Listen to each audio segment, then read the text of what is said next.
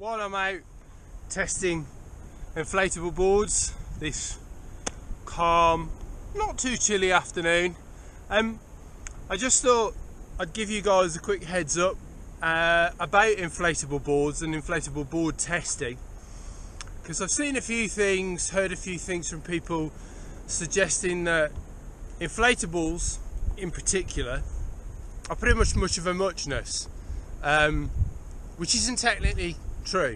You know, one of the reasons we at SUP Mag UK test all this gear is A, so we can give you the relevant information, so you're armed with that information when you go into your retailer or when you're online looking to purchase your new SUP, and also as well to sort of highlight those differences, if you like.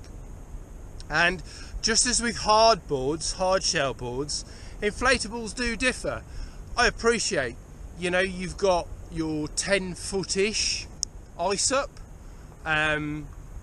mainly aimed at the recreational paddler, the person that probably does a bit of fair weather SUP, not necessarily taking it too hardcore, too seriously, but ultimately, you know, the materials, okay, yes, you've got generally standardized, more or less, ways of manufacturing, but the shape, you know, you can see this shape as a very individual shape, as with all boards. The tails, you know, can be rounded pins, they can be square tails.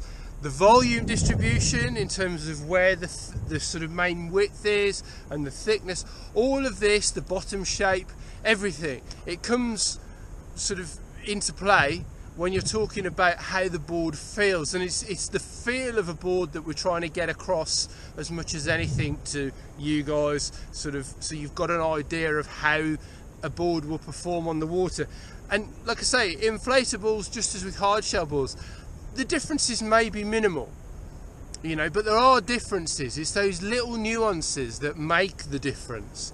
Like I say, where the main width area is on the board can influence how a board paddles versus you on the board, and all of that kind of stuff. So the reason we test inflatables as well as hard shell boards is to highlight those differences, and like I say, give you guys the information, arm you with the necessary tools for when you go into the shops, when you go online, when you're browsing, when you're looking to make your next stand-up paddleboard purchase.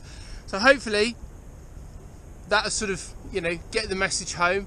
And if anybody's ever got any questions about any kind of kit, I mean, I think we're on about 740 odd pieces of equipment at the moment. That's in spanning the 5 years that SUP Mag UK has been in existence. That's how many pieces of equipment we've tested.